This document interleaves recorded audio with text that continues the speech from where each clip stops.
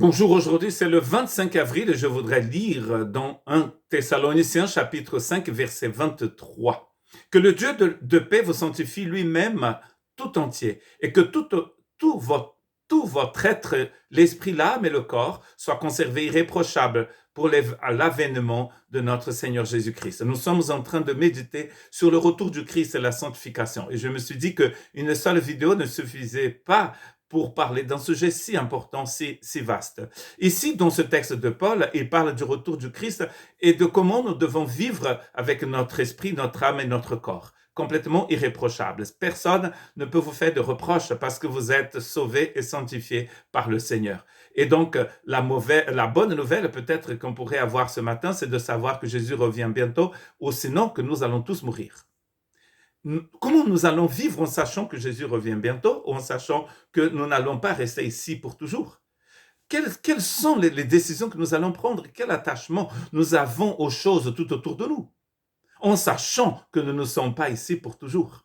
Parfois, je pense que nous oublions que nous allons mourir et que nous n'allons pas vivre ici éternellement. Comment vivons-nous en sachant que notre patrie n'est pas ici? Elle est ailleurs, comme nous disent les Écritures. 2 Thessaloniciens chapitre 2 verset 13. Pour nous, frères bien-aimés du Seigneur, nous devons à votre sujet rendre continuellement grâce à Dieu, parce que Dieu vous a choisi dès le commencement pour le salut, pour la sanctification de l'esprit et par la foi en la vérité. Il vous a choisi pour le salut. Il vous a choisi aussi pour la sanctification de l'esprit et pour la foi en la vérité. La vérité ici, c'est la réalité. C'est ce qui est vraiment. Quand Jésus dit qu'il est la vérité, il est, tout simplement. Et on peut aussi dire qu'il est celui qui est, qui était et qui viendra. Et il l'est tout le temps. Il ne change jamais. C'est pour cela que Dieu nous a choisis, pour cette vérité, pour ce salut et voilà, pour cette sanctification. Le moment même où vous êtes né d'en haut, vous rentrez dans un processus de sanctification où vous allez être mis à part encore et encore et encore. Votre esprit, oui, d'abord parce que c'est par là où vous recevez la vie éternelle, mais aussi votre intelligence, votre pensée, vos émotions et votre corps, complètement sanctifiés, c'est-à-dire mis à part. Dans l'Ancien Testament, dans le tabernacle, il y avait des objets qui étaient mis à part. Tous les objets, d'ailleurs, dans le tabernacle étaient sanctifiés. Ils étaient utilisés seulement pour le service du tabernacle. On ne pouvait pas les utiliser pour autre chose. Ils étaient saints. Maintenant, c'est vous qui servez dans le temple du Seigneur. D'ailleurs, vous êtes vous-même devenu le temple du Saint-Esprit. Actes chapitre 20, verset 32. Et maintenant, je vous recommande à Dieu et à la parole de sa grâce, à celui qui peut édifier et donner l'héritage avec tous les sanctifiés. Nous recevons donc un héritage avec les sanctifiés. Paul, ici, il était en train de parler aux responsables de l'église d'Éphèse. Et dans ce même texte, dans Acte 20, verset 28, il me semble, il dit que Dieu a racheté son Église par son propre sang. Déjà, on apprend une chose très importante, l'Église appartient à Dieu.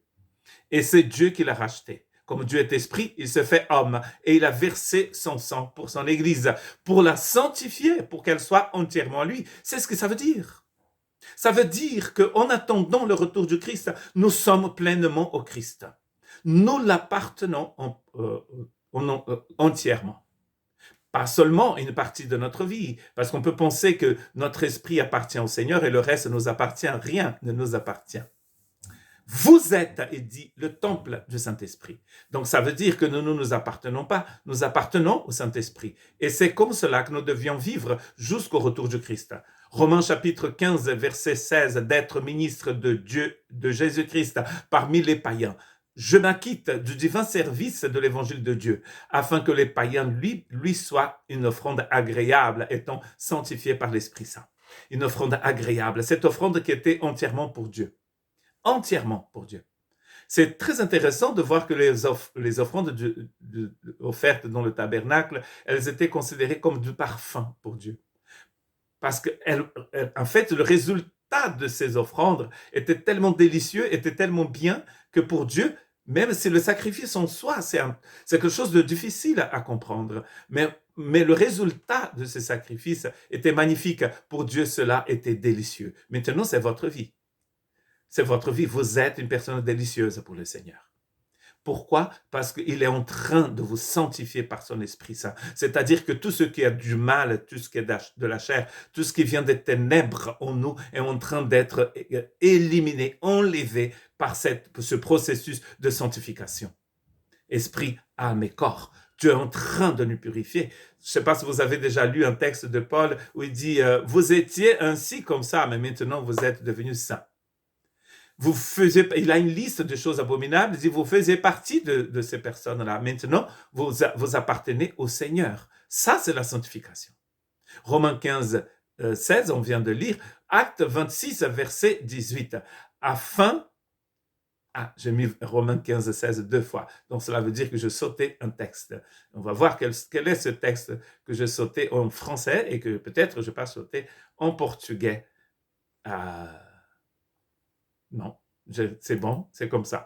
Acte 26, verset 18, afin que tu leur ouvres les yeux pour qu'ils passent des ténèbres à la lumière et de la puissance de Satan à Dieu, pour qu'ils reçoivent par la foi en moi le pardon des péchés et l'héritage avec les sanctifiés. Dieu nous a donné un héritage avec les sanctifiés. Tous ceux qui sont séparés pour appartenir au Seigneur. Et là, aujourd'hui, en fait, ce que je suis en train de vous dire, c'est que cela, c'est pour toute votre vie, mais c'est aussi pour chaque partie de votre vie, de l'être que vous êtes. C'est pas seulement une petite partie que vous pourriez appeler une partie religieuse.